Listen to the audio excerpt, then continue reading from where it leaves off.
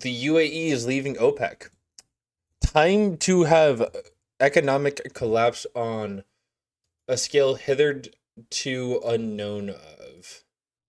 Yeah, this is big. Plus some more shit about Iran. Iran. I don't know about this one, guys. Breaking news at this hour. First, the president said to be unhappy with the regime's latest ceasefire proposal, namely because it does not address Iran's nuclear program. Meanwhile, to the breaking news on OPEC, Lucas Tomlinson's watching that. He's back live today in Dubai from overseas. And Lucas, hello there. Good morning, Bill. Some big news out of the Emirates say Holy shit, sorry. This guy looks fucking freaky on the left. I just realized how Good freaky morning, Bill. he Some looks. big news out of the Emirates say the UAE announcing they will be leaving OPEC on May 1st. That's the Organization of Petroleum Exporting Countries. Iran was one of 5 founding members back in 1960. The UAE, the 7th largest oil exporter in the world. It appears that Iran, a big reason for the UAE to be This is big, by the way. This is very, very, very big. leaving. Now, as far as negotiations with Iran going, we've heard from President Trump that he's unhappy with the negotiations going on right now. Recall just over the weekend, the president canceled the trip by his special envoys, Steve Witkoff, Jared Kushner, going to Pakistan to re-engage with Lewis Gamer Cool 23 0.001 versus Gojo. I don't know what you're talking about, Lewis. Iranians. And just a reminder for our viewers, Bill, about what President Trump's red lines are in these negotiations. And Fox really sent a quirked up white boy to Dubai. That's true, E! uranium enrichment, dismantle the enrichment facilities, hand over that highly enriched uranium, and funding for terror. They don't just seek to dominate Iran; they seek to dominate. Wow! Wait! We're gonna play Overwatch, but they literally didn't even talk about OPEC like at all. Stuck in the Persian Gulf behind me, the first LNG carrier, including in the United States. And as the blockade is now more than 2 weeks old. Wow! They really didn't give a fuck to talk about OPEC. Holy shit! They like glanced it over. But Jesus Christ, are you joking me? Says that it is withdrawn. Are you kidding me? Fox News just brushed it off. UAE leaving OPEC is going to cause gas prices to surge so fucking high. We've never seen anything this. OPEC is a decades-old cartel. This level of gas price surging ever. So get ready for some fun times. The world's largest oil-producing exporters. The energy minister says that it will make it easier for the UAE to meet changing demand. But it is a major blow to OPEC at a time when the Iran war has triggered a global energy crisis and as the price of oil hits 3-week highs. CNN's Eleni Giokos joins me now from Dubai. Eleni, and so with the UAE doing this and making this announcement today, I believe they are the 3rd or 4th largest producer. OPEC stands for the Organization of the Petroleum Exporting Countries. So it's a bunch of Middle Eastern countries that run basically the exportation of oil and petroleum. And it really does play a huge role in how gas prices are set and limited. Among OPEC members, talk about the significance here and the impact that it's already having within the region. Yeah, it's the 3rd largest producer within OPEC, and it's really significant. I mean, frankly... Yeah, dude, UAE leaving is huge. It's a bombshell announcement today, Biana. You know, they joined in 1967, one of the founding members, and that was just a few years before the formation of the UAE. And this is, you know, really going to shape what we see in the oil markets. And you were talking about WTI, you know, responding quite aggressively on the back of this news. And we've seen an increase in oil prices as we hear one of the oldest members withdrawing from this organization. So right now, we were at 112, and then this is the Strait of Hormuz being opened again. So we dropped down to 70. And then the war continued. Oh, wait, ceasefire? Okay. And then, boom, UAE leaves. Like, they left around this time today? Holy shit. I don't know, man. This is, importantly, an organization that can exert WTI influence crude on oil prices. It has the ability to control supply. So when oil prices go high, then you know, we start to see quotas from these oil-producing nations, and that starts to temper off oil prices. But when oil prices are low, that is also when they step in, specifically to protect oil producers. That if oil prices are Spring of Solid below what it costs to produce a barrel of oil, they can also play around with that. That's why they're viewed as a cartel. The UAE energy minister says this is not a political decision, but many people are focusing on the timing, given that we are currently in the largest energy crisis in the history of markets. Take a listen to what he said.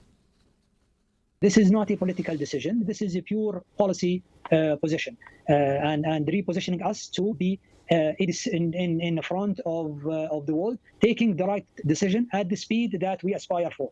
To us, it's the consumers are critical. To us, we need to attain to these countries who entrusted us to build the refineries based on our crude. And our crude today, Marwan, is one of the cleanest, if not the cleanest crude on earth. So Yeah, this is fucking awful, man. I can't wait for economic. Oh, it's gonna get so much harder. What's the gas price? AAA average gas price. AAA gas prices. Because the organization basically helps set how much gas and oil is in circulation. That controls the price overall. Current average 4.17. It's already on an increase. A month ago it was 397. Now it's 417. A year ago it was 315, baby. Really important to note here that in the statement that was released today by media, they say that when they joined the alliance, they have made significant contributions as well as even greater sacrifices, they say, for the benefit of all. And that's because they've been adhering to a quota system. As of April 2025, UAE was allowed to sell 3.5 million barrels of oil per day, when the capacity is around 5 million barrels of oil per day. And given that we've seen not only attacks by Iran on critical energy infrastructure. So with the UAE stepping in to sell its own oil, since it can sell more oil more frequently, it's going to charge a higher premium on that oil. Because then brokers will want to go to that oil. So then it's going to increase the price of other OPEC oil prices in other targeted countries. Here on the UAE as well as other Gulf states, but also the closure of the Strait of Hormuz has completely changed the way the UAE views its position in the global energy markets. And they're saying they're going to start focusing on national interests and continue their commitment to stabilizing oil prices. But Bianna, any way you look at this, many people are questioning the fate of OPEC right now, whether this is a precursor to more countries leaving OPEC, and importantly, what happens to oil prices from here. And the future relationship, once again, a question between the Saudis and the Emiratis as well. Eleni Giokos, thank you so much. Gas prices are surging. Yeah. To the highest level in nearly 4 years. 4.18 a gallon, man. Oh!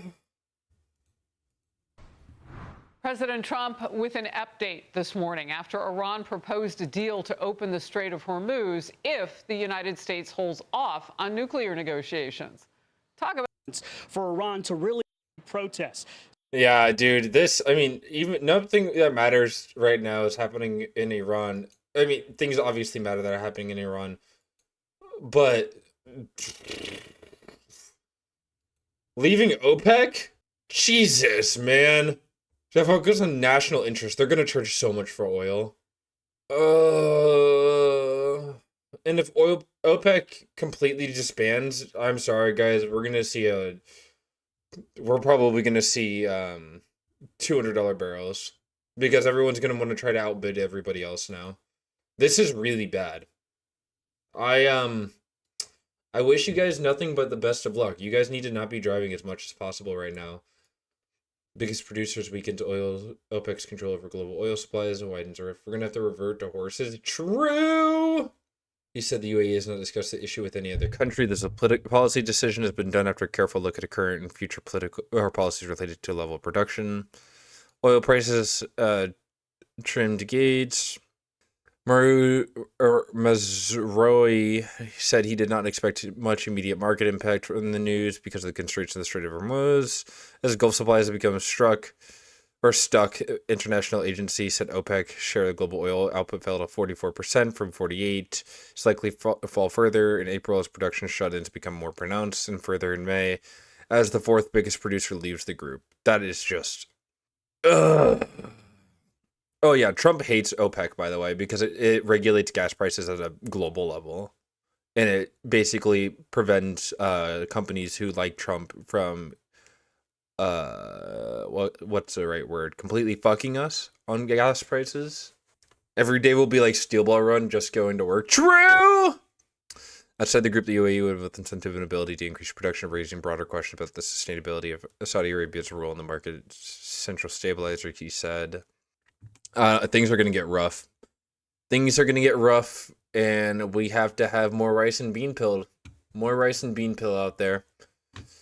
Once a firm allies Abu Dhabi and Riyadh Riyadh have developed a simmering rivalry, clashing on issues from oil policy, regional geographics, or geopolitics for the race of foreign Thailand and capital. UAE is a regional business and financial hub and one of Washington's most important allies. It has pursued assertive foreign policy and carved its own sphere of influence across the Middle East and Africa, especially after coming under attack during the Iran War. The UAE has strengthened its relationship with the United States and Israel, which opened ties in 2020 Abraham Accords, view the relationship with Israel as a lever for regional influence and a unique channel to Washington. This is obviously gonna support the U.S.'s own private what's the word I'm looking for? Private interests. It is obviously going to support U.S. private interests, but it is going to make oil on a global scale so expensive. And even if it makes some people really rich, it's going to be, you want to talk about the political economic state of the world right now? True. I don't do that typically, so it's going to be very hard to have a good life in the next 10 years. Not 10, but next like 2 to 5 years. It's going to be very difficult to have a comfortable life. And I think people need to get ready for this. I mean, OPEC shutting down completely would be catastrophic for global markets. We run on oil. Everything runs on oil. And it's completely fucked up and unfair because it doesn't need to. But oil has put so much money into anti-nuclear. I think Genghis Khan is a pretty bad guy. We should overthrow him. Yeah, I've been thinking about that myself.